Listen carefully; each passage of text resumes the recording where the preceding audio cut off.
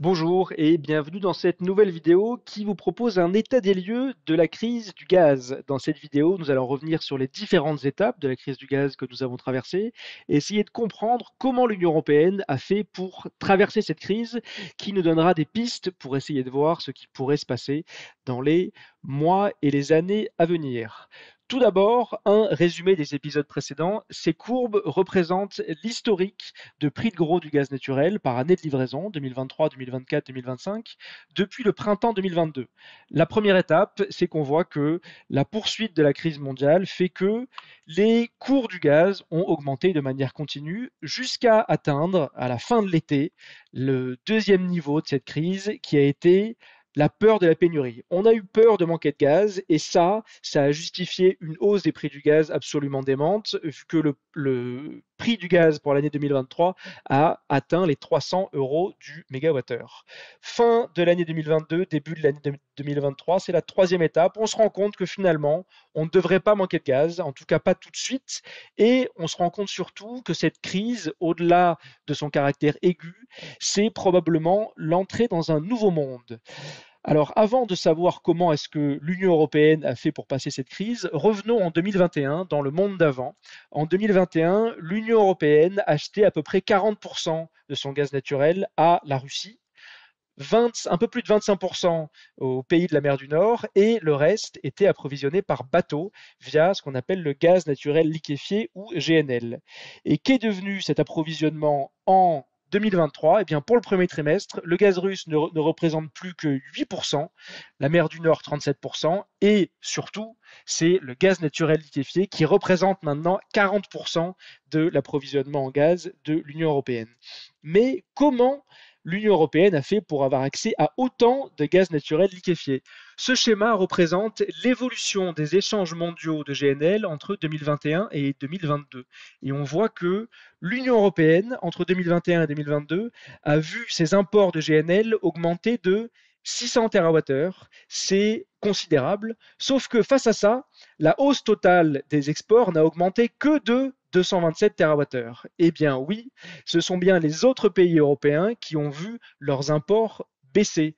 Et parmi ces pays, en premier lieu, la Chine, le Brésil, l'Inde et le Japon.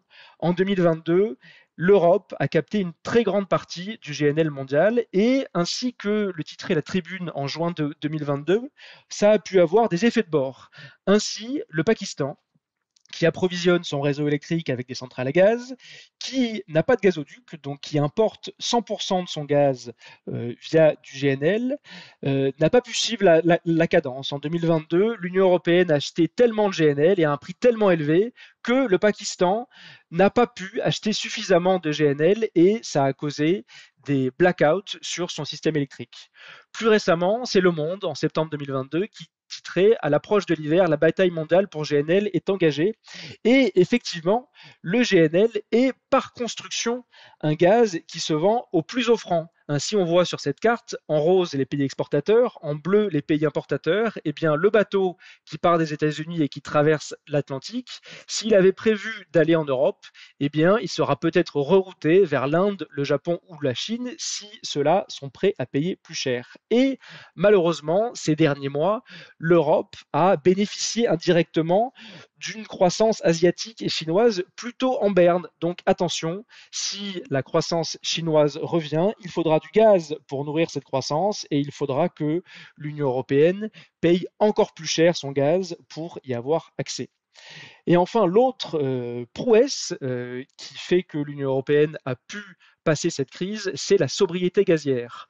Entre la moyenne 2019-2021 et 2022, l'Union européenne a vu sa consommation de gaz naturel baisser de 12%, et en particulier baisser de 20% pour l'industrie et 13% pour les ménages. Au total, cela représente une baisse de consommation de gaz de 490 TWh. C'est considérable, c'est plus que la consommation totale de gaz en France. Alors attention, dans cette baisse, il y a un petit effet climat, mais pour l'industrie, on pense qu'il y a très peu d'effet climat et c'est surtout malheureusement l'effet prix qui a joué. Dit autrement, c'est parce que le gaz naturel était cher que l'Europe a pu entrer aussi fortement dans la sobriété.